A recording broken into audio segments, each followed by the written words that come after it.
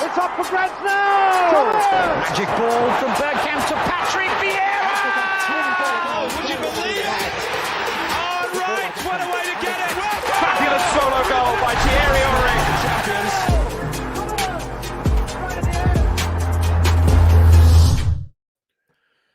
Good evening, and firstly, hope you all had an amazing Christmas and a happy new year to all you guys, all you Arsenal fans. Hashtag Gooner Family, hashtag Loungers. If there is such a thing, we could create a hashtag. And a big happy new year to our favorite resident guests, Moh Haider and Tom from Gooner Talk TV. First, Mo, how you doing? Yep, I'm good, man. 2022. Let's hope it's a good year personally and football-wise. Started off quite nicely so far, other than the obvious, which we'll talk about. But even with that, there's some real positives that I'm looking forward to getting stuck into with you guys. Makes a change. And a good new year, good Christmas and all that, Mo? Family all good? Lovely. It was good stuff, man. Brilliant. And here he is, Mr. Canton, the diva. He couldn't make a later slot today. He's got so much on. How are you doing? Did you have a good Christmas? Happy New Year to you, bro. Happy New Year, mate. Yeah, I did have a good Christmas. Yeah, apologies that I can't do later, but we're here. I'm glad that you pushed it forward a bit so we could have a chat because there's a lot to talk about. I think you threatened to leave, didn't you? Unless I changed it. Yeah, there was financial stuff involved. It was all a bit dodgy. Apparently, the mail's already got the story. Shaheen's still not back because of you. I don't know what's. But stop! Like, he's banging the floorboards. I'm sorry. Sorry. I don't know what's going on there. I don't. There's floorboard banging. I told Shaheen to be quiet, and he's not. He's not being quiet. I'm sorry. I'll try. Is there something I don't know about between you and Shaheen and what you got downstairs under the floorboards? Is it some sort of a dungeon, Tom? Anyway, if you want Shaheen back, you know where he is now. Hashtag free Shaheen at the Gooner Talk TV. It's a bit like the Lukaku situation, only a little bit more seedy. But anyway, moving on from that. Let's talk about the Lukaku situation as well at some point. I'm saving that till the end because there's a few comparisons we can go with, obvious ones within our own team as well. But look, guys, let's crack on with what happened over the weekend because I'm still smiting. I'm still torn as to how to be feeling in the sense of I wanted a performance from my team and I got one. I got a performance against the top side, albeit you could argue they were tired, they had less days rest than us and all that sort of thing. But our performance was unquestionably one of our best of the season, but still got tarnished with refereeing decisions as the entire Premier League seems to be getting tarnished with that at the moment. And also a couple of the deep-rooted issues that have sort of marred us throughout the season, upon seasons, people losing their heads, etc. So I really wanted to find out what's going on, how you guys feel about it before I sort of talk about it. But Mo, I'll start with you. I mean, I saw your 5 at 5. I had a good look at that. You come up with some great points. But obviously, for those who haven't seen it, would love to sort of ask how you currently feel after what you had seen over the weekend. Yeah, it's one of those games where immediately after the game, the one thing that I really cared about and the one thing that I was really, really hoping for was that the reaction of Arsenal fans is aligned to the actual performance and not necessarily the result. Because it would have really frustrated me if people were, kind of carrying the typical energy that we carry after defeats, because it wasn't like that. On balance, I think everyone associated with Arsenal should be quite positive, having seen what we saw. And we're not used to saying that after defeats, because usually when we lose a game, we've played awful. We've played absolutely awful football and it's just a bad day. But it wasn't a bad day, not for us. We played really well. We asserted ourselves really well. I thought we pressed unbelievably well. We really, really just were so good in that press. And not only that, it was a really joined up, unified press that enabled us to take pressure off the defence and not allow Man City to play all of their football on the edge of the box and sort of camp out, which is what they're so good at, where inevitably they break you down and they pop the shots off that they need to pop off and therefore get the goals. No shots on target at half-time, 2 shots on target at full-time were Man City's stats, and they scored 2 goals from them. And you just think to yourself, when have you seen a team do that to Man City, but not only do it, but also carry so much attacking threat themselves? It's very, very rare to find that balance. So I was very happy actually to see that the fans were all on the same page and we were all very positive. There very few exceptions who made it sort of a negative. And I do think that, when I did my fan cam, I'm speaking for about 8 to 10 minutes there. And I wanted to focus on the positives that I've just spoken about here. In this conversation, because it's an hour long, we can get more into it. I do think, we can touch upon the fact that as we grow as a team, we hopefully will get to the point where some of the moments in the game where it was a bit of self-inflicted, because I think largely we lost because of the officiating, but there were things that we could change and we can learn from to make sure in future games and moments like that, we keep our heads a little bit more and actually we can still then avoid defeat even with really bad officiating. No, 100%. I mean, there are still some things that we could take responsibility for, agreed. But the officiating, we'll move on to the officiating in a minute. I really want to sort of try and take the positives from this and talk about the performance, because I don't want it to take away from the lads who really, they done me proud during that game. Tom, what was your take on the performance? I mean, we don't want to go into the negatives of sort of the decisions and we'll go into that in a minute, but the actual performance itself surprised you?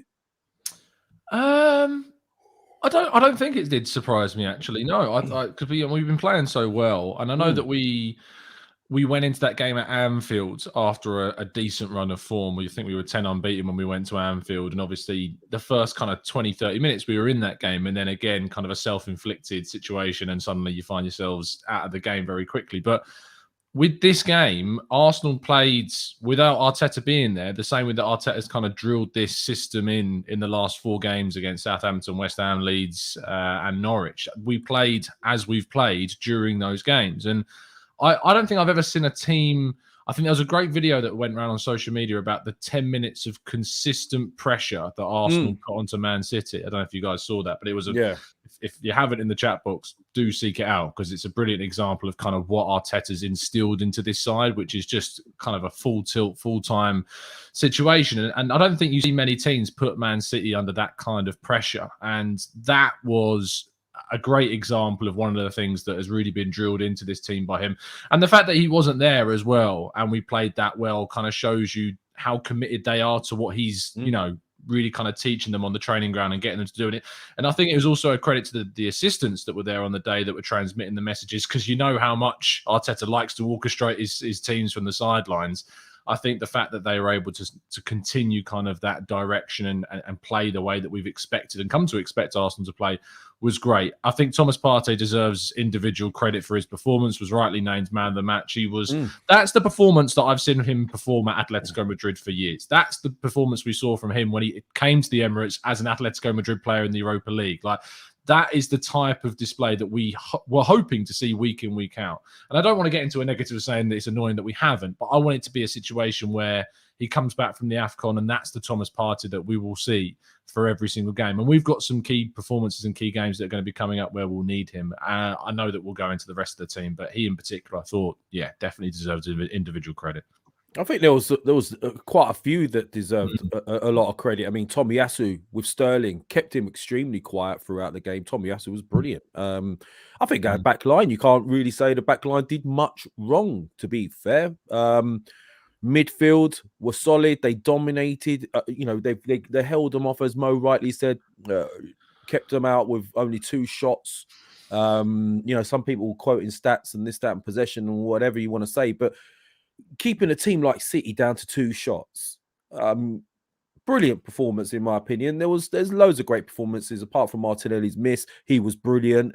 You could go right the way through the team. It was just exceptional.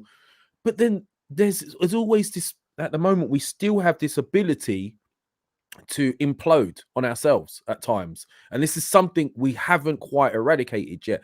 And whether or not, these are things I'd like to discuss with you guys. Is it still, Xhaka's getting a lot of stick. I think he had a decent game yesterday. But there is something in Xhaka's locker where he still manages to do silly things at the worst times. Now, there's a lot of stuff going on in our chats. I can see here Lucas and Sebastian and all these guys, all different takes saying it wasn't, it wasn't a dive, it was a dive, it was a penalty, it wasn't a penalty. I mean, we'll go into all of that, but regardless of whether it was or it wasn't, I think my instinct is Xhaka should not be putting himself into those situations regardless. He's got to be smarter than that by now. But Mo, I mean, what's your take on, the Xhaka penalty situation and some of the decisions that went on yesterday? Let's talk about the officiating, because it's making a lot of news now, this officiating. And you know what? I wouldn't be surprised, and I'm going to take it there. And I don't know, I don't think you guys want to put your names to this, but I can afford to. So I'll just say it, I wouldn't be surprised if in a 6 months or a year's time, there's some sort of news coming out with some sort of corruption and things going on in our game because of the amount of these really dubious decisions that are going around recently. Mo? Yeah, I mean, I've had this conversation before about corruption, specifically corruption, because when we're talking about corruption, we're suggesting that this is intentional and it's planned. So what that means then, when you really get into the bones of it, is that there's conversations being had at a particular level to very high certain games in certain ways to the benefit of certain teams or whatever that is. And that's now being kept a secret, and it's all planned and then executed on the pitch. That's a conspiracy. And for me, it becomes a bit unrealistic that that's going on. So when I've had conversations with people and I've spelt it out in the way that I just have now, a lot of the people that talk about corruption say, no, I don't mean like that. They say, I don't mean that people are having secret meetings and saying, let's be nicer to Man City and let's treat, let's not give decisions to Arsenal. What they mean is that it's corrupt in that, so not like on a financial basis where there's any gain or anything like that, but corrupt in that a lack of honesty. As in they're morally corrupt or professionally corrupt, in the sense that they know that it's an easier life if they favor big teams or do this or do that, yet they continue to do it, and they know there's a problem but they don't do anything about it. So I just want to be quite specific about what we mean by corruption: conspiracy theory or natural moral bankruptcy, moral corruption in the way they go about doing their job. Well, listen, I love a conspiracy theory. I'm not going to lie. People who know me know that. But whenever there's billions coming into the game, people with questionable backgrounds, and then when you want to look at what happened with the likes of FIFA only a couple of years back, Sepp Blatter suddenly having to resign, England losing a bid for the World Cup, with a total infrastructure within the entire country already in place, but a country in the desert wins it. Yeah. Then you got to start asking questions. And I'm not saying it exists, but you do have to start. The problem I have with it is when you have VAR, everyone's shouting and saying, look, VAR's not working, it needs to go. But I keep harping on that VAR is simply technology. The tech don't lie, people do. Yeah. So what do we do? So you're saying it's money, and it's interesting because what you've just outlined in terms of World Cups and FIFA, Sepp Blatter, blah, blah, we know Gianni Infantino, all of these people, there's been so much wrong in football in terms of proper financial corruption, like the first site that we spoke about.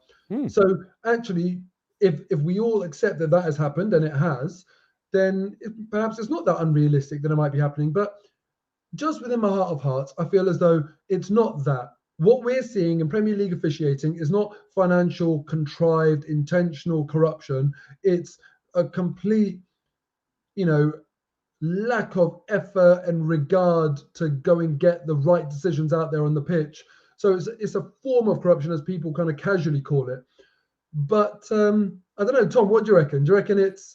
Well, I mean, let's talk about, Tom, and now you're in, let's talk about the two decisions, because obviously we're 1-0 up, had a great first half, right? We're seemingly on top, almost had a chance to make it. This was the second half now. We're 1-0 up, come out second half, chance to make it 2. Martinelli misses it. Now, when you start to wheel back at some of this footage, firstly, the Stuart Atwell, I've played football for many, many years, right? No, I'm going to hit you with this, Tom, and I know you don't like it, but I'm going to listen. I played football for many, many years. I have never seen a referee trained, a proper trained referee, positioning himself in the way he did, for example, with the Martinelli one. Because let's be honest, when you look at it, I've wound it back a number of times. He cuts off Martinelli, then last second pulls out of the way. Not saying that Martinelli still shouldn't have scored, he should have. But okay, then we had that penalty situation with Odegaard earlier on. Some are saying it wasn't a pen, but I've seen clear footage. When you zoom in on it, there is definitely contact from Ederson on Odegaard. He got there first, albeit poor touch by Odegaard. The first touch, he should have done better with it, but that was a pen. So they've not looked at it again. Then the situation happens with Man City, other end of the pitch. You could argue it was a pen. I've got no problems that the fact that they've looked at it again. Where it all starts getting murky is, hold on a minute. This was just as, it was just as dubious, but you've not even been asked to look at it. But then Man City money bags happens to them. Let's all pull it back. Let's all start to look at it, and it's changed the game. What's your thoughts on that? Just on the corruption thing, I think it is just a case of they're bad. I just think they're bad at their job. Wenger rightly said 2018, no British, no English manager refs went, did they? I mean, The Athletic wrote a piece this morning by, I think it was Stuart James that did the piece. It was headlined, "The only people biased in the referee debate are us fans." And I think there's an element of truth to that, but I think that the piece was slightly missed the mark. And I mean, I quoted it by saying, for me, it's not a question of bias. It's a question of consistency, stubbornness, behavior profiling, lack of diversity, and little to no accountability. Like, all of those things are what we're questioning. I think fan bias is always going to exist in sport. It's, it's part of footballing debates, but the evidence is that officials in this country are consistently making errors and are not being held accountable for their actions. And the decision, if we start with the Odegaard one, as you say, Lev, like, when you review the footage, Ederson goes through Odegaard's foot and then the ball. That's the evidence suggests that's what happens. And I find it odd that we're reviewing footage at halftime or a match of the day that isn't shown in that same manner during the VAR assessment of that challenge. Why are we being given different footage to the footage available to the officials during that moment? Because it's just strange that they didn't show those specific images during the game. The Xhaka one, I think that if he doesn't give a penalty, this is where you get into that murky realm of clear and obvious error. Because as soon as you start to put those words into kind of the definition of whether you're going to change something, it's completely subjective. Now, if he's waved it away on the field, I don't think there's enough evidence in that clip, the replay of what Xhaka does. I mean, he's pulling his leg away at the point that Bernardo Silva actually goes over. He is pulling his shirt, which is what I think they've probably given it for, because they've seen the shirt pulling, which doesn't cause him to actually fall in that moment. I think that's why they've overturned it. But there isn't enough evidence to say that the referee has made a clear and obvious error. And I think this, for the same reason as why we've had to go into the absolute fine details of the Odegaard one, there's probably not enough evidence in there to suggest that the referee's made a clear and obvious error in that one. But I still think it's a penalty, because I think we can all agree. And that's why this debate is so annoying and frustrating, because of the rules and the context that we have to apply to it based on the rules of the game, including this terminology. So I don't think it's a case of them, us pointing fingers and going, that's categorically wrong. And in the moment, it's a disgrace. I think it's a moment of saying, we need to clarify the rules of the game if you're going to start applying VAR to certain scenarios, because this is just going to keep on happening. So that's where I sit on those two penalties. The red card, I think, is a red card, but yeah. Basically on the fence then, Tom. It's where you're sitting. I'm renting that fence. That's what I'm doing. Can we just do this? Yeah. Can we just do a 1, 2, 3? Yeah. Number 1, the Man City penalty, Bernardo Silva and Granit Xhaka. Number 2, the Arsenal penalty, Odegaard, Ederson. And number 3, the Gabriel red card. So 1, 2, 3. Was it a penalty? Was it a penalty? Was it a red card? For me, yes, yes, yes. Mm-hmm. Yeah, I agree. Yeah.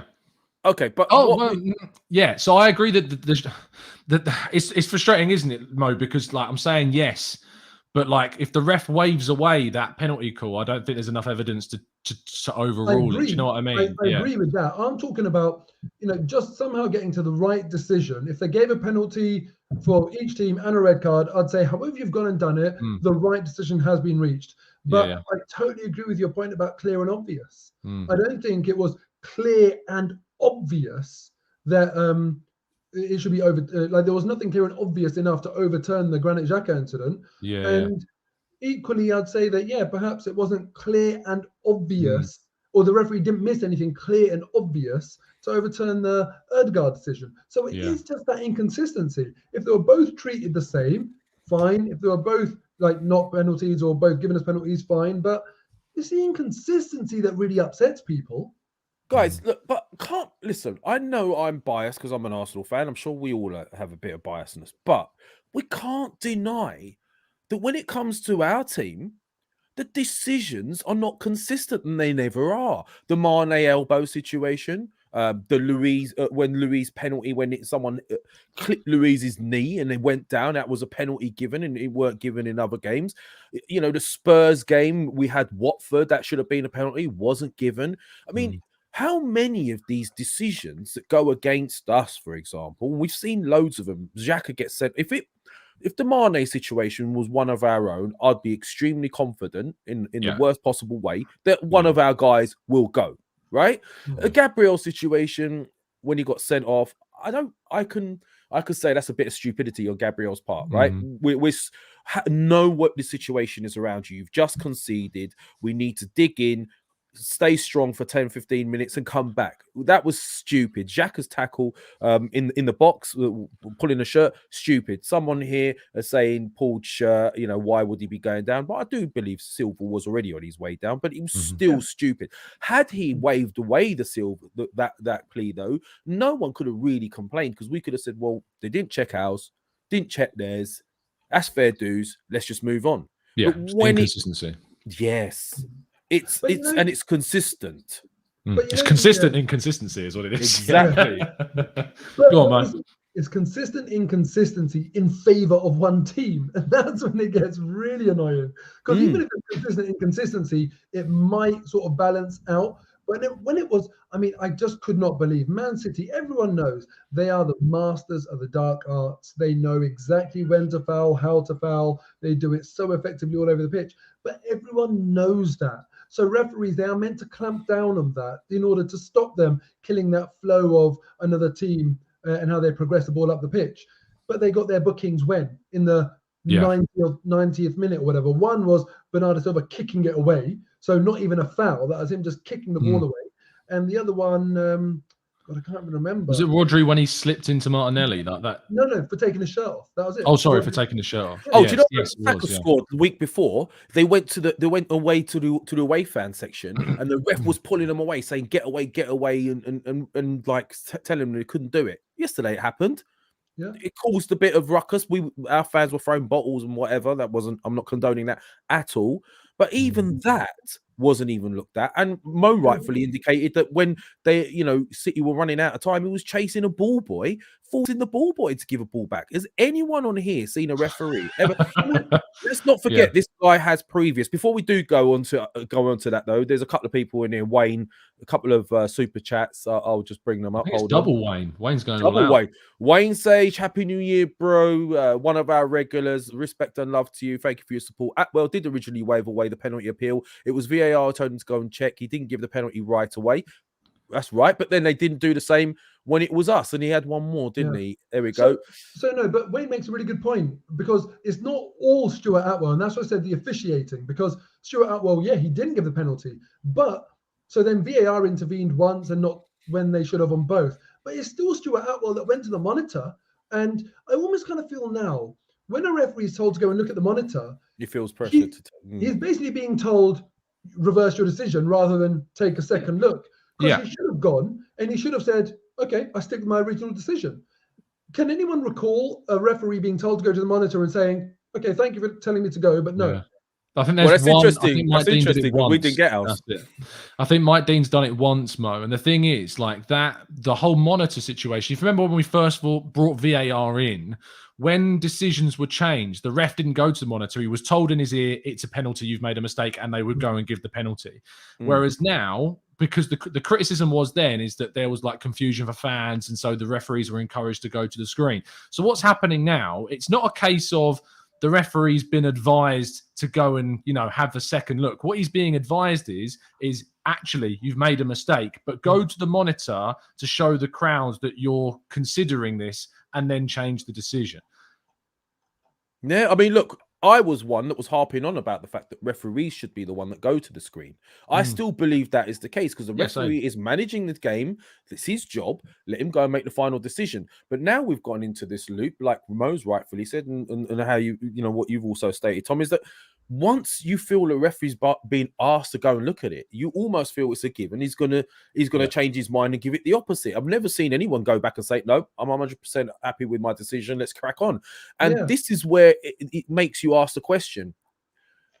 They didn't ask for Stuart Atwell to look at our situation because maybe, just maybe, they thought, well, if they did, he would change his mind. But right? That's the thing. What we're basically saying here is that you can even hear it in the commentary, where as soon as the referee goes over to the screen, everyone knows what to expect. There's no real doubt. It should be sort of, what's going to happen here? And everyone's on tenterhooks. But it's just an inevitability. And that is wrong.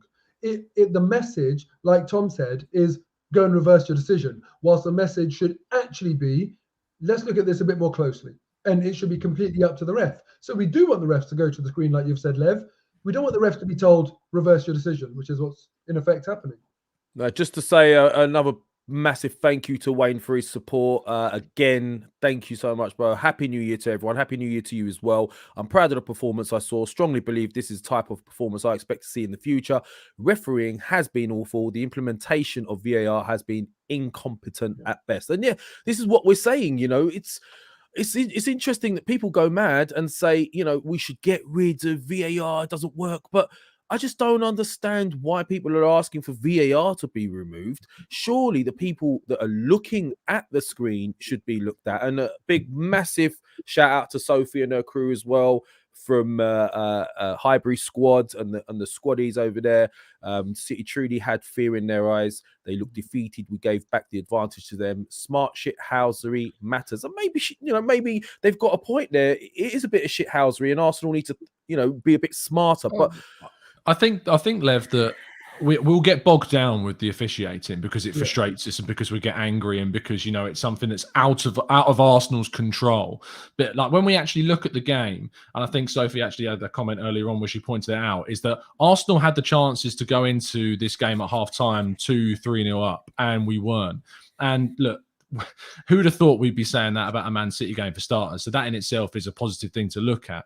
But for Martin, so let's take Martinelli, for instance, in this game. I think there is lots of examples in this match where we've really praised the youth of this side and how impressive the youth is. But I think this was one of those games where the youth of this team was highlighted in a big game and in a big moment where the wrong decisions were made. So Martinelli, for instance, great energy, great drive and run. I think he's built of something that just can't be from this world because he's just a different talent. But there are times where his decision-making was off. He should have crossed it to Ødegaard when he went on that really long run. He could have crossed it to Xhaka when he took that shot that went quite wide on the right-hand side. Yeah. And it's that kind of decision-making. I think, as you said, Ødegaard took a bad touch that led to that penalty mistake, could have done better in that moment. Xhaka, I think, had a chance that went straight at Ederson in one moment too. And I think that there are times, and I mean, the Gabriel red card in itself is an immature moment. Whether or not you think it's a red card, it was silly to go and do that 76 seconds after getting your first yellow. So I think that this game was, whilst really promising, it's going to highlight the vulnerabilities of having a very, very young team where the decision making at the elite level performed by more experienced players is on a more consistent basis, and we are yet to see that in this Arsenal team in the long term. It's interesting you say that, Tom, but then it's the senior players that seem to let us down at the crucial moments. It is interesting, being one of them. Xhaka, of course. I thought Partey was really, really good, of course. And he was our other experienced player on the pitch. And Lacazette, I thought, I actually think it was Lacazette's best game by any man. I think he's been better in some of the other fixtures, but he didn't necessarily do anything really wrong during the game. He just wasn't as influential as we've seen him be against some of those lesser sides that we've played in the last 4 fixtures. So again, you're right. And I think I messaged my work pals when the penalty happened. It's like a case of, we've looked really good, but it's one of the senior players that's let us down. And that comes back to saying who plays instead of Xhaka. And I still can't understand why Lokonga was dropped against Man United and Everton. Should arguably still be in the team to this day. But we'll have an opportunity now to see Lokonga in action in the next few fixtures. But it is frustrating that the senior player is the one to make the key error during the fixture. And look, I did say in my kind of match reaction that actually I'm not going to speak about the players and the mistakes a lot, because I wanted the message to be that actually we were really good. Yeah. As I say, look, this is an hour-long discussion, so we can get into it more. Granit Xhaka is not a good tackler. There's some players that have got a real good ability to win the ball cleanly. They know how to position their body in the way and not kind of leave a decision to be made for the referee. N'Golo Kante perhaps being probably the best example of that in the Premier League, if not world football. Granit Xhaka is a very untidy tackler. And I think that's partly because he's not the most agile or mobile person. Now, what he did in the box, sort of dangled a leg out there. And yes, Bernardo Silva was already going over. I'm not disputing that. But ultimately, that is football. Players are not honest. And that means you have to be smarter in the way you tackle. It would not be an issue how Granit Xhaka tackles if all players were motivated to play honestly. Okay? But let's not be naive and pretend we live in a world where footballers are honest, because our players do it. All players try and buy free kicks and every other decision under the sun. So that was the first thing that he didn't do very well. And then the second one was that he pulled the shirt. And at one point, if you actually watch it really closely, you can only laugh when you see this. At one point, in a split second, he's holding the shirt with one hand and waving no penalty in the other, literally at the same time. Yeah, ridiculous. Granit, what are you doing? It was almost like he realised he'd been suckered, Mo. Because Silva was on the way down. He's grabbed the shirt at the same time. He knew from that moment that he might have been in trouble. But it happens too often. And that's why I feel like, if I'm a player and I'm playing against Granit Xhaka and I'm running at him in the box or anywhere on the pitch, I'm thinking, you're a good player to run at, because I'm probably going to be able to make life difficult for you. You're going to get a yellow card, give a free kick away, give a penalty away, that sort of thing. We know it's a weakness on his part. And that's why I've always said, Granit Xhaka, on the ball, he's really good. Lovely range of passing. But off the ball, that's kind of where he lacks in some of these things, in terms of awareness, defensive discipline and tackling and that sort of thing. And he let us down. And Gabriel, look, he's a younger player, of course, but he's not a kid in the sense that, a Bukayo Saka or a Martinelli or a Smith Rowe is. Yeah. And his 2 yellow cards were avoidable. The second one, I could say, I do think the second one was a yellow card, but I do think on a different day, a referee would have given him a word. Yeah, one more chance. Yeah. And so that one's subjective. So fine, it's frustrating. Even Mark Clattenburg said it wasn't a second yellow as well. So, well, I mean, I personally, if that was a defender against Arsenal, I'd be calling for that second yellow, because so would I. When you're on a yellow, he could have chosen to just hold off 2 yards. Yeah, so I'll be touch tight, but I'm not going to sell myself. But he sold himself, and he had to sort of make contact. So, fine, I'm not even that bothered about that decision. But the point is, with Gabriel here, against Man City, more than any other team, Liverpool, Man City, those sorts of teams, you've got to know the chances are in the game, as a defensive player, you're going to have to commit a few fouls. And it's very likely you may get a yellow card. So that means already you should be careful to not put yourself in a position where when you need to make those fouls, you can't, because you'll be at risk of a second yellow. His first yellow card was totally avoidable. And that's what really annoys me. That, come on, man, use your brain. Give yourself that breathing space to get that yellow card later in the game when the team needs it. Mo, did we get clarification what he got the first one for? Because there was a bit of confusion. Yeah. Some were saying he was pushed into the ref. Some were saying he was pushed into the ref during the melee. It wasn't. It wasn't that. What was it wasn't the penalty scuff either. Basically, you see it when they're running away from, I think it's after the penalty's taken, Gabriel runs back up to Stuart Atwell, And like says you can, something. and whatever he says in that moment, which apparently, according to the Arsenal players, was a very normal comment. But I think it was just because of the amount of times he kept on going at the referee. He was just like, "I've had enough of you, and I'm just going to book you now." So that's what it was for. It wasn't for being pushed into by Mahrez. That was a clip that circulated. It was actually because he chased back to Stuart Atwell and said another normal comment that he felt was one too many. I mean, look, we cannot deny the responsibility we should take on. We shouldn't eradicate the responsibility from us as a team, as a club, is that we have had a history of shooting ourselves in the foot.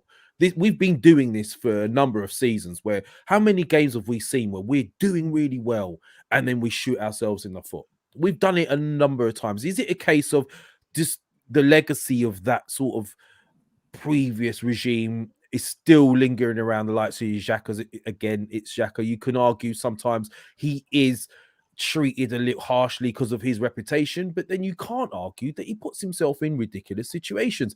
But then when you look at it as well yesterday, I don't think we were particularly dirty yesterday, but then you look at the racked up cards, you see a long list of Arsenal yellows and a very, very small one or two culprits within Manchester City's team. So how is this happening and how do we improve? I mean, officiating, and how would you guys improve VAR in the sense of its application? Where do we go from here? What do we do? I mean, I removed the whole clear and obvious thing. Like you removed that context. I mean, arguably it's impossible to remove it now because that's always what it's going to get referred to. I think if let's say the Ødegaard penalty situation happens, if the referee waves it away in that scenario, and there's a doubt about the decision, the person who's on the VAR says nothing in regards to how they feel about that decision because the ref still got to have control of the game himself. He's got to be the primary. So all the VAR official says is that there's evidence that you may not have seen in that moment. Go and have a look at the footage. And so the ref then goes and looks at the footage and then makes a decision based off of that. The ref gets no outside influence from the VAR officials to their opinion on it based upon what they've seen, because if they say anything, immediately they're then going to the monitor with the mindset that they've missed something. They need to be told that, you know, there is evidence there that you may have missed, and that you with the line of sight or whatever they had during that moment, you may not have seen this. Go and have a look and see what you think, and then you make that decision. That's the way that VAR should really be used. What about a review system, guys, like in other sports where VAR is never used unless you request it to be used? You have 3 a game, for example, and if the VAR proves you right, you retain the review, so you're still on 3. And if VAR proves you wrong, then you lose a review, therefore you'll be on 2. The thing is, I can imagine what people will say if a system like that got implemented. When a team's down to none and there's a really crucial, let's say, penalty decision, a semi-final, really high profile, people will say, why come up with this arbitrary limit of 3 when what we're trying to do is come up with the right decisions? So I hear that. But the point is, it has worked in other sports. So at least there's a blueprint there in other sports as to how it has worked. And people kind of hold them in reserve and go and use them for the important decisions, not the trivial decisions. So it's in the power that, like, you know, the players, the manager, whatever, they have the power.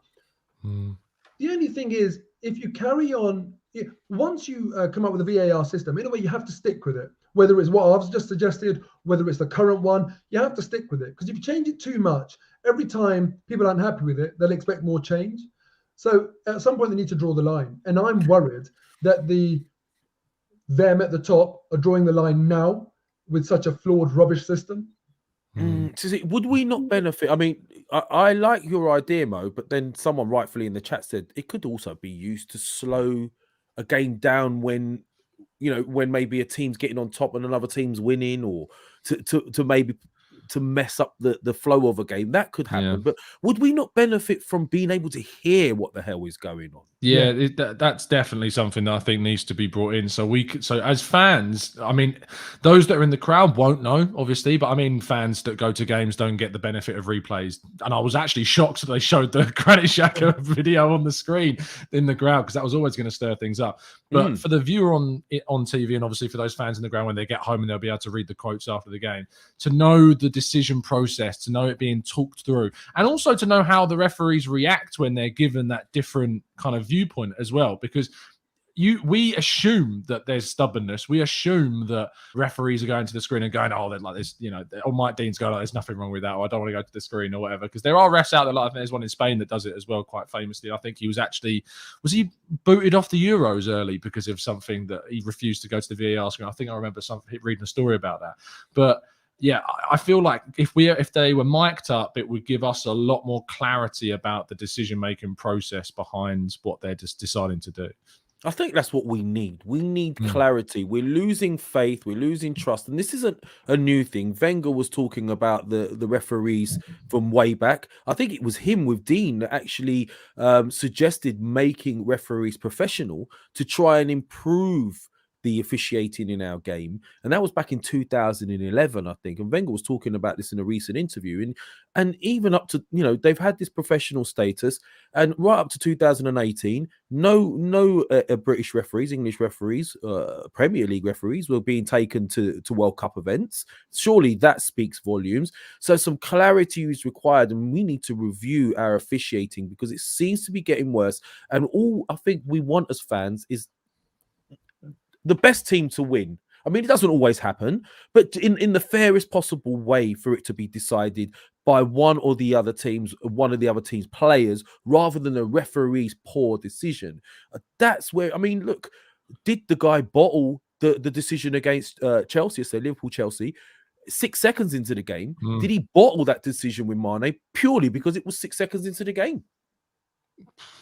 No.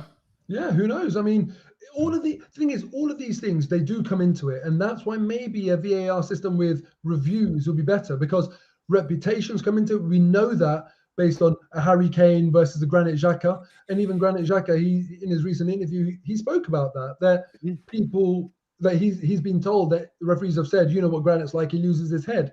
That shouldn't come into it. So, look, referees are humans. They're not robots. They can't make the right decision all the time. They need more help.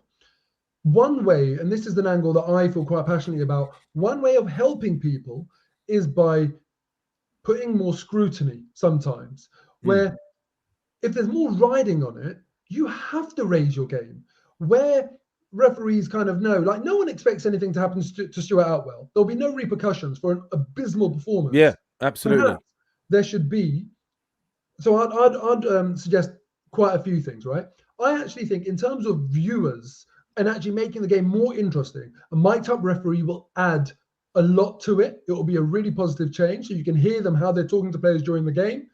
Another one is referees doing post-match interviews. I think that would be 100%. I would love that. I think another one, and having to, like, just how managers have to face the press. Well, knowing you're accountable and you've got to come out and face the press, you're more careful on the pitch. Make sure you do your job properly. Exactly. Mate, no?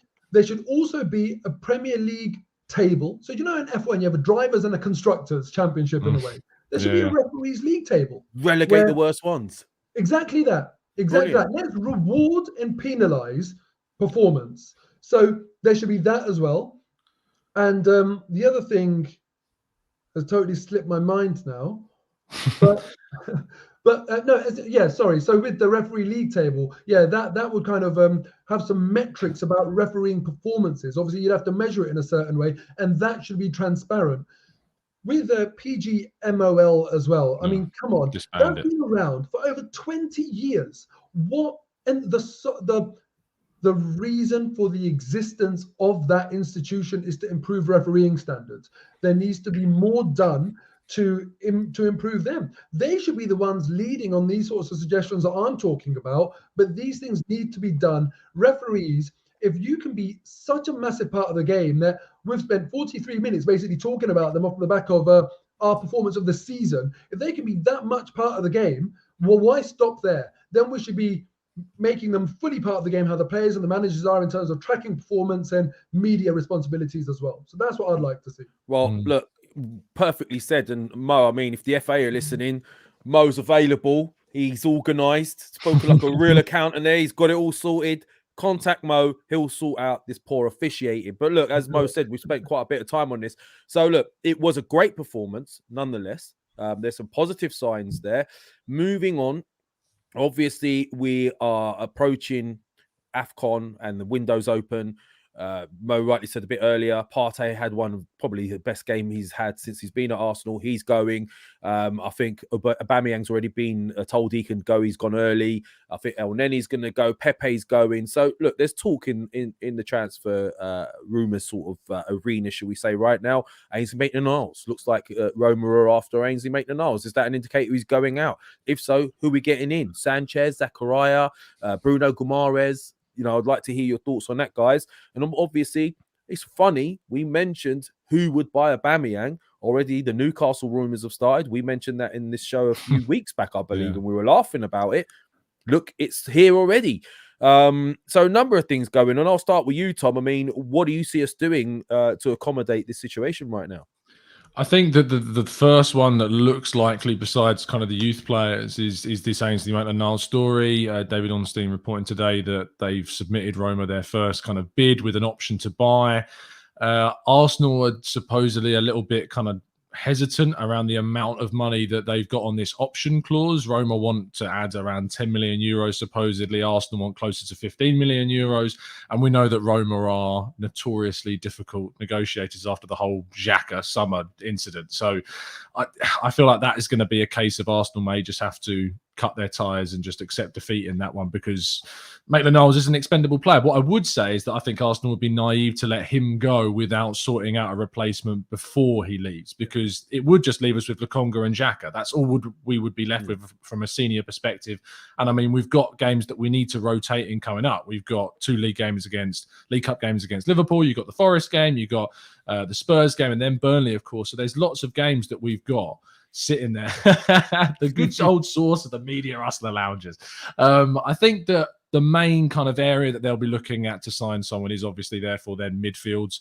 The other big position people talk about is striker. We're being linked to strikers a lot. I think the reason why you're seeing a lot of reports with strikers is obviously because of this Aubameyang situation, and because a striker we know Arsenal want in the summer. The summer is kind of when the striker is expected, the big striker anyway, the marquee forward. But I do think that there is maybe a very slight chance that you could see Arsenal go in for a striker in January if they can get a target that they really want, and if they can move on Aubameyang, which is the big question. If they can't move on Aubameyang in January, I feel like this will be something that waits to the summer. And in terms of kind of midfield targets, Bruno Guimaraes is definitely up there with one of their main ones. Edu absolutely loves him. So that's who I would expect would be their number one pick in midfield. Mo, I mean, the rumours clearly are starting to mount up. Isak is one, apparently, the wonder kid, doing really well. Sociedad obviously linked. Odegaard's been there before. There's a connection there. Barca are blocked from being able to approach him. Real Sociedad will not have it. So there's rumours seem to be sort of really starting to ramp up with regards to Isak. And obviously, if Ainsley's going, surely, like Tom said, surely we must have something in the pipeline. Yeah, and not just Ainsley, but also Lucas Torreira. Yep, good point. Fiorentina have agreed a fee as well, which means one less option.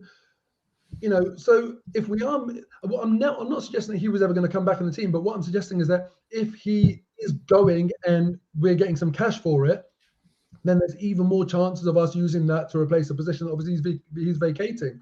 So Torreira and Maitland-Niles going, then I think, I can really see someone coming in the midfield. And it's obvious to us, just as fans watching the games this season, that perhaps our weakest area has been the central midfield area. Thomas Partey put in a fantastic performance against Man City, and it was one of those ones where it wasn't a performance where you realise retrospectively was good because of his game by numbers. It was very clear to the naked eye. Every single time you thought, oh, tricky position, what's he going to do here? Play that pass. He did it. Exactly what you wanted. Over-delivered in every moment. It was, to the naked eye, just a flawless performance. Really good. He needs to do that week in, week out. I think Granit Xhaka is playing okay for Granit Xhaka, is playing well for Granit Xhaka, is not having the worst season. But ultimately, look, two games against Man City, he's cost us on both. You know, these errors, they do come from him quite regularly. I don't want to get on his case. And, you know, he's even trying to repair bridges with the fans, it seems. There's a lot of good Xhaka propaganda coming out there right now. Credit to his PR team. He is taking the effort, actually, to try and build some bridges. Unfortunately, with all due respect to him, I think we can get someone in that will make us a much better team. In terms of the forward line as well, look, either I want Aubameyang to clear the air with the manager, say something to the fans, apologise, be humble, get his head down, come back and, you know, play really well again, or move on. I just want one or the other. I don't want this to continue with him sort of here in the background doing nothing on really high wages. What I would say is that I'm sure the next forward to come in is going to be a very energetic person capable of maintaining that press that Arsenal want. So that's the thing that I am looking for. Lacazette does that, but doesn't quite have that clinical side of him. If we can get a striker that can do both, boy, what a team we could be.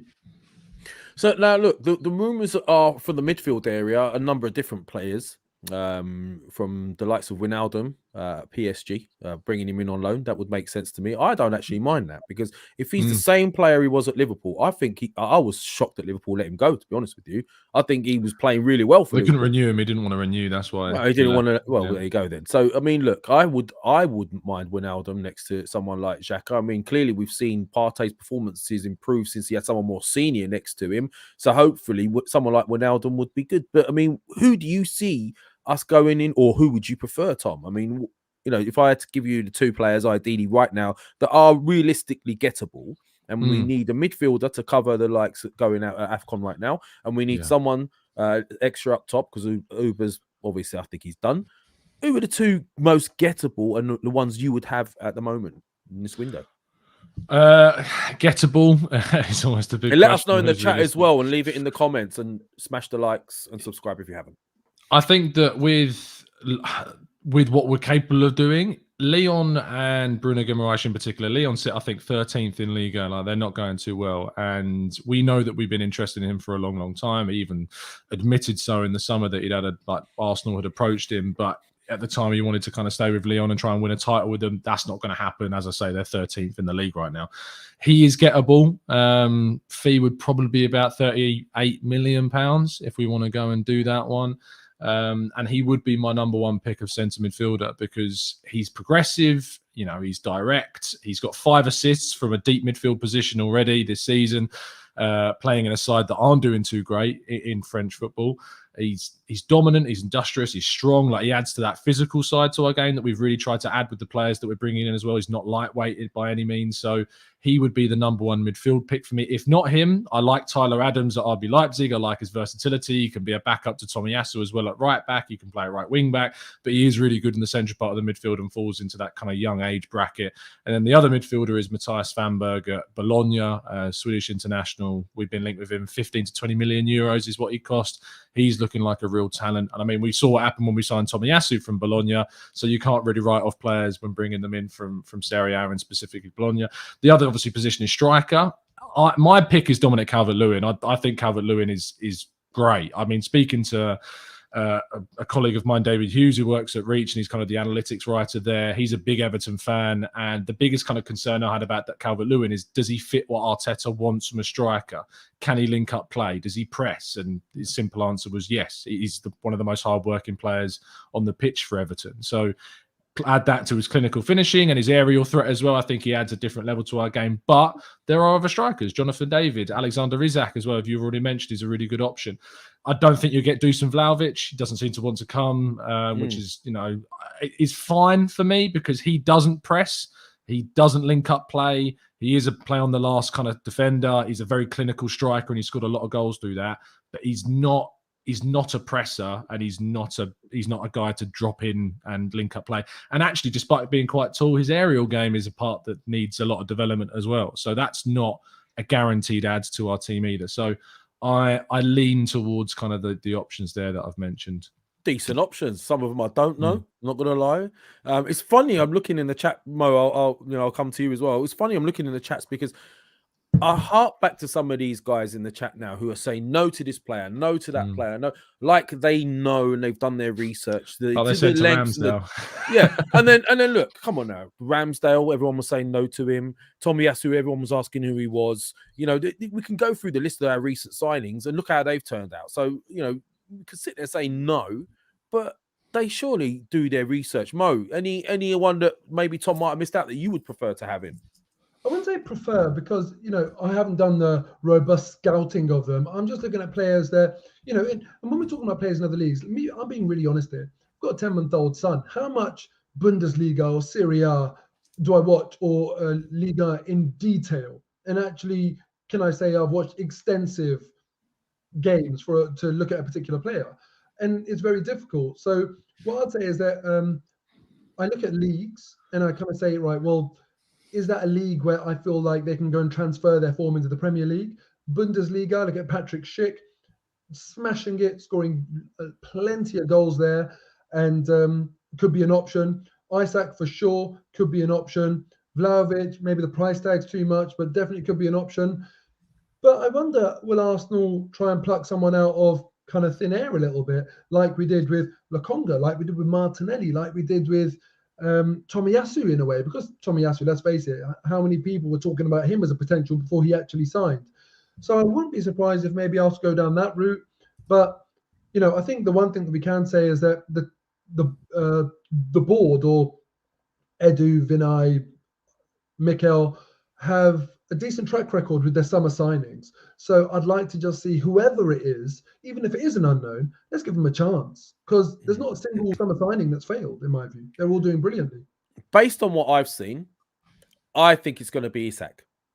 I think we're going to go for him, and I think Arteta wants someone now because he feels there's a chance to get that top four a little bit earlier than he expected. Because funnily enough, and people might think I'm crazy, but I've looked at our last 15 game running, and there's only two what you would class as top 6 sides left in that last 15 running.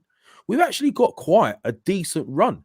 So there's an opportunity in, and looking at the type of players we've got before, it's the ones on the cusp of becoming good or very good players. And I think Isak fits that mold. And I could probably see us maybe going for a loan in that central midfield position, if possible, just so they can get that sorted out up top. Because I think with someone who can lead that line and not just rely on Laka, it might just get us into that top 4, hopefully. But look, we're running out of time, so I wanted to move on to a particular subject that was interesting, because look, we've got Aubameyang, the situation, and we've got the situation obviously now very similar to with Chelsea.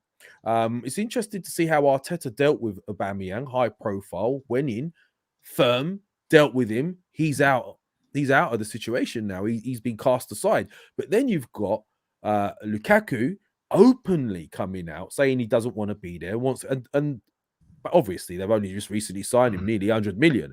Tuchel was having to talk about trying to reintegrate him into the side. So I mean, what the hell is going on? Is that an indicator that maybe, you know, look, the likes of Arteta, you know, he's starting to really do well with his man management, or is it a case of players having too much power right now and too much say? I think players do have too much power, yeah. I think that Arsene Wenger predicted this, didn't he? He said that you're going to see more players running down to the end of their contract, and that's what we are seeing, because they can get bigger paydays, they've got more control, they've got obviously a situation with their agents that they need to kind of pay off, and obviously the agents want to get a big payday as well, so they're being advised to run down their contracts at the same time. I think that Lukaku's behaviour at Chelsea is ridiculous, like, to be quite I've never frank. seen anything like it. To be honest with you, the subject of a £97 million, was it £97 million or €97 million, something along those lines? Close enough. And then within months, just because kind of the system's changed or it's not going as well. And the thing is that he's not taking self-responsibility from his own performances. He's putting it all on the manager system, and that to do that is frankly a joke. And if he didn't want the move, I understand it. I understand that Inter were going through a situation financially. That's why they had to get rid of Hakimi. That's why Conte left, and obviously in the end why Lukaku left. But he's got to be understanding of that situation, and he's got to be professional of his employer and say, you can't be going and doing interviews and saying that you would want to go back, say, not when you're at the end of your career, because he'll be 29 by the end of the season. if he wants to go before the end of his career, by definition, he's going to be going in the next year or two. So to put that kind of situation and downer and disrespect to the Chelsea fans is ridiculous. The same way we look at Aubameyang, the disrespect to the Arsenal fans to turn up late to a North London derby, like that level of disrespect. There is the level of professionality in football is certainly decreasing, and the player power is certainly taking over, and the clubs are getting increased or decreasingly an amount of control over their players, and in part that is to do with the agents involved as well with these people. Mo, your take on it? Yeah, my take on what Lukaku has done. A good friend of mine who's in the media was tweeting the other day. His name's Hugh Rosencroft, and he was talking about how Lukaku hasn't said anything that bad. Now, I said to him, listen, I disagree. I think it doesn't matter what you actually say in the media, whether you say it politely about wanting to preferring another club or whether you say it disrespectfully. I don't really care how you say it. When a manager is trying to build a squad culture and a togetherness and a respect within a squad, I think to go and do what Lukaku has done is very disrespectful to the club, is disrespectful to the manager. I think he hasn't gone and had that conversation in confidence, spoken about his concerns. And the reason we know that is because Tuchel has said it was a surprise to him. He didn't know. So otherwise people might say, well, how do you know he didn't go before? But we do know that. And also, it's really, really disrespectful to the fans. No fan wants their player to act or talk about their club in the way that they don't actually feel passionately about the club. It's not a nice thing to hear. And the fans are the lifeblood. There's no point, for example, after a game going and clapping the fans and then going in the media and then disrespecting the club that the fans so passionately care about. You have to show that respect. And like Thomas said, if you're not part of the system, or if the system has changed or whatever, you need to look at yourself and say, well, what is it about me? Could I have done better? And I think that shows like an elite level of appraising your involvement in something that's not going perfectly. Lukaku has taken a really poor way out. And what the manager is trying to build, when you go against that and go publicly and undermine that, that is unforgivable for me, no matter how you say it. And the other thing I'd say is that that's about Lukaku. But what it does, it brings into focus what certain players can do if they want to. And Aubameyang, at the very least, and this is what I ask for from my players, at the very least is silence. If you're not happy, at least just shut up. And I'm going to give Aubameyang some credit for doing that, because clearly he feels very passionately about what's happened, because it's about family. And I'm sure he feels very, very aggrieved, but he's at least shown us fans that respect. I would have liked him to come out and said something positive, but at least he hasn't come out and said anything negative. And what that ensures is that he hasn't burnt the bridges, and he hasn't kind of made it certain that actually there's no coming back for him. So hopefully that relationship can be repaired. And Aubameyang, like I've said before, will be remembered for all those brilliant moments he's given us, and hopefully some more brilliant moments in future, rather than being remembered for what's happening now, and that being the story of his time at Arsenal. Well said, Mo. So very quickly, because I know we've got to shoot off. Carabao Cup semi-final coming up. Liverpool at home. What do you see us doing? Do we go with the kids? Do we go with a strong team? It's funny we say go with the kids, some people here, because that's who's been keeping us going at the moment, the kids. And very quickly, Andrew as well, thank you for your super chat. I did miss it. Not a fan of MLS, but their refs are better than PL. Agreed. You don't see the egos here. Refs want to go unnoticed, nameless. PL fans deserve the best. Hashtag come on you gunners. Thank you, Andrew. So yeah, what do you see us doing? And a quick prediction as well, guys. I think you go strong. I'd go with as strong a team as possible in the first leg, because we've got Forest at the weekend. We've also got Spurs after the second leg. So I kind of like the first leg to be decided. Either, we get a decent win at home, and then Liverpool have got a Premier League game as well that they're going to need to be focused on the following weekend. So they might go with a bit more change. They'll be without Salah and Mane. So that's a big, and Keita as well. That's a big loss to them. Yeah. So I think we go strong at home. We try and get a good win. And that sounds ridiculous because we're playing Liverpool, but there's a real chance that we can if we go strong again. And then you rotate for the Forest game. I think you go in with your Cedrics and your Holdings and your Chambers and your Tavares against against Forest. I know the midfield's a bit trickier, but I mean, arguably Charlie Patino gets a start in that Forest game because we're only having Xhaka and Lokonga at this point. Lokonga could even play back-to-back because he's barely played. I mean, he's completely rested. So I'm sure Lokonga could probably play back-to-back in those games. Smith Rowe, I think, can start one or both of those games with how he's been recently, and obviously he's not had to play too many fixtures. Striker-wise, I think Nketiah will start the Forest game, but you play Lacazette in the Liverpool game. I mean, Ainsley Maitland-Niles hasn't gone yet. He can still play for us. So until then, why not use him? And if Kolasinac can play for us still, anyone can play for us. Absolutely. So I think, there's plenty of options, but go strong in the Liverpool game, and I'm going to go for a 3-0 prediction. Bloody hell. What a win for us. 3-0, yeah, Tom? Yeah. Thank you. Mo? 2-0 Arsenal against Liverpool, and that's because Liverpool have got COVID cases. I don't even know if Klopp will be back. I don't think it will be a priority for them. They did play a weakened team in the last round. Arsenal went strong. I think we'll continue to go strong. What's really important for Arsenal is that this young team get sort of some reward for their efforts. I don't want them to go this season without ending on a high, and adding a trophy for a young team. The Carabao Cup is respectable, but we obviously have got higher ambitions than that in the future, but I think it'll be a really good start and a good reward for their performances. So very important that we go and do the business. And I think that we'll take it more seriously than Liverpool, and for that reason, we'll go through. What I would say as well is I've got a difficult question for everyone. There's about 300 people watching. Firstly, please smash the like button as always, and answer this question in the comments, because we're coming to the end now, so we can't really discuss it. If we could either go through against Liverpool in the Carabao Cup semi-final, or guaranteed we go through in the FA Cup, or if we let me phrase it this way: we get knocked out of one. Would you rather be knocked out the Carabao Cup or knocked out the FA Cup? Which one would it be? No, I agree. I mean, look, I'm just quickly, Mo. Tom, I'll bring you back. Tom, we're going to say bye to you because I know you got to shoot off, yeah? Caught you there. Yes, You there. You did, right. did. Thank you, bro. Thank you, bro. I didn't want to be rude to you, so I thought nice, right, mate. So thank you. So thank you, I'm guys. just going to finish off wrapping up, yeah? But thank you for being on, and see you next Monday, yeah? No worries. So I got to shoot Not off. Tuesday, Monday. Tuesday. Of course. Chat box, you've been brilliant. Thanks, guys. See you later. Thank you, mate. Take care. Yeah, so, Mo, look, I agree with you. I mean, FA Cup is, we have won it plenty of times, though. So it'll be interesting to see how we line up. I would like to see the youngsters. I do think if we go strong, it's a good chance for us to get straight back on the horse, winning ways, and get that confidence back up as quick as possible. So, I'd like us to get a 2-0 win and put the game to bed in the first leg, 2 or 3-0, hopefully. So, let's see what happens. Anything else you'd like to discuss, Mo, before we go? No. Anything I might have missed out? You're very good at doing that.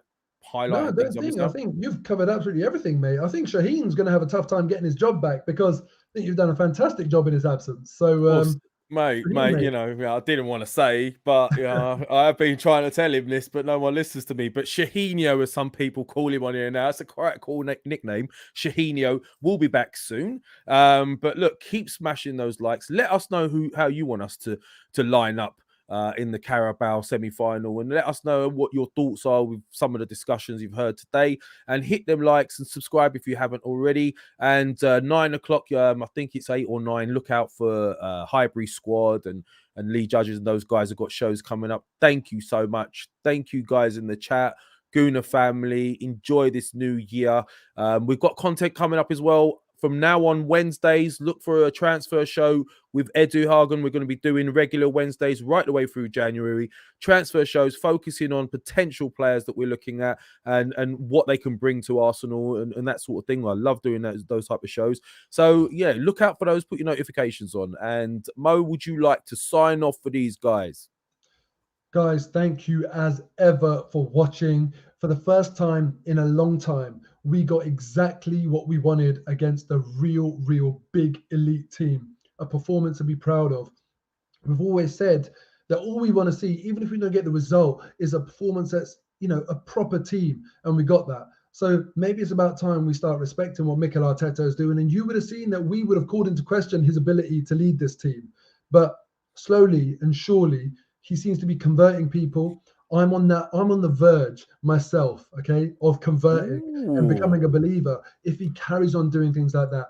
But the business end of the season is what it's all about. That really separates the doers from the bottlers.